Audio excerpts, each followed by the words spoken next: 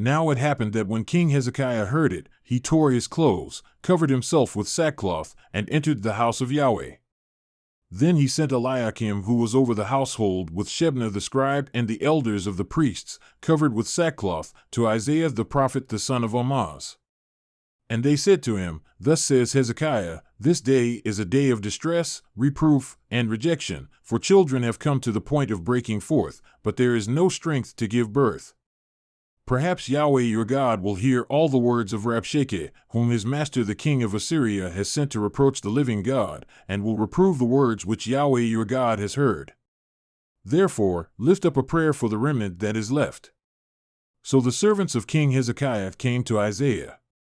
And Isaiah said to them, Thus you shall say to your master, Thus says Yahweh, Do not be afraid because of the words that you have heard, with which the young men of the king of Assyria have blasphemed me. Behold, I will put a spirit in him, so that he will hear a report and return to his own land. And I will make him fall by the sword in his own land. Then Rabshakeh returned and found the king of Assyria fighting against Libnah, for he had heard that the king had set out from Lachish. Then he heard them say concerning Tirhakah king of Ethiopia, Behold, he has come out to fight against you. So he sent messengers again to Hezekiah, saying, Thus you shall say to Hezekiah king of Judah, Do not let your God in whom you trust deceive you, saying, Jerusalem will not be given into the hand of the king of Assyria. Behold, you have heard what the kings of Assyria have done to all the lands, devoting them to destruction. So will you be delivered? Did the gods of those nations which my fathers brought to ruin deliver them, even Gozan and Haran and Rezeph and the sons of Eden who were in Telassar? Where is the king of Hamath, the king of Arpad, the king of the city of Sepharvaim, and of Hena and Ivah? Then Hezekiah took the letter from the hand of the messengers and read it, and he went up to the house of Yahweh and spread it out before Yahweh. And Hezekiah prayed before Yahweh and said, O Yahweh, the God of Israel, who is enthroned above the cherubim, you are the God, you alone, of all the kingdoms of the earth. You have made heaven and earth. Incline your ear, O Yahweh, and hear, open your eyes, O Yahweh, and see, and listen to the words of Sennacherib, who sent them to reproach the living God. Truly, O Yahweh, the kings of Assyria have laid waste the nations and their lands, and have put their gods into the fire, for they were not gods, but the work of men's hands, wood and stone. So they have destroyed them.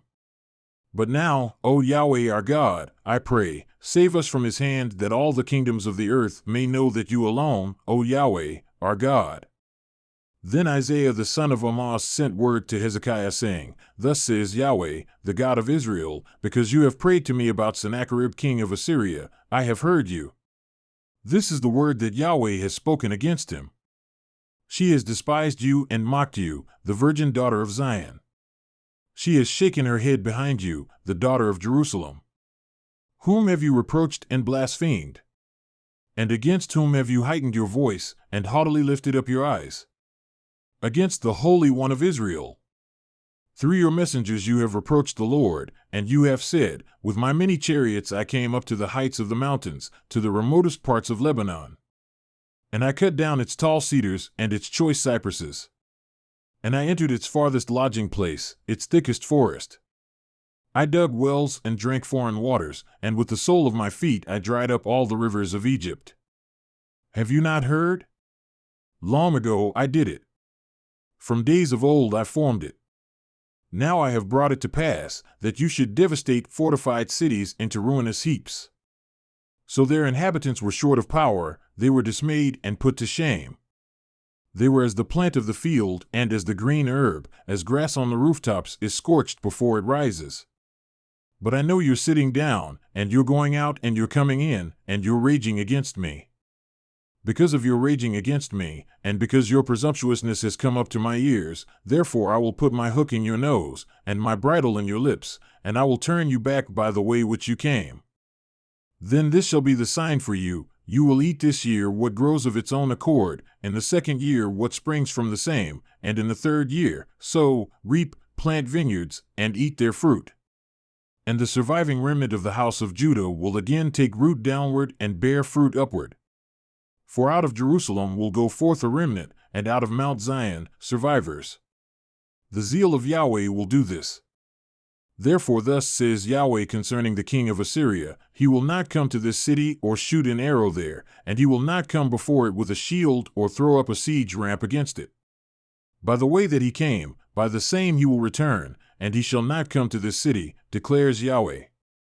Indeed, I will defend this city to save it for my own sake and for my servant David's sake.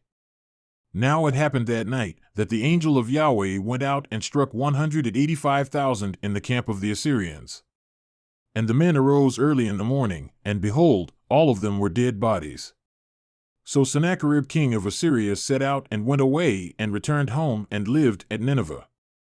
Now it happened that as he was worshipping in the house of Nisroch his god, Adramelech and Sharezer struck him down with the sword, and they escaped into the land of Ararat. And Esarhaddon his son became king in his place.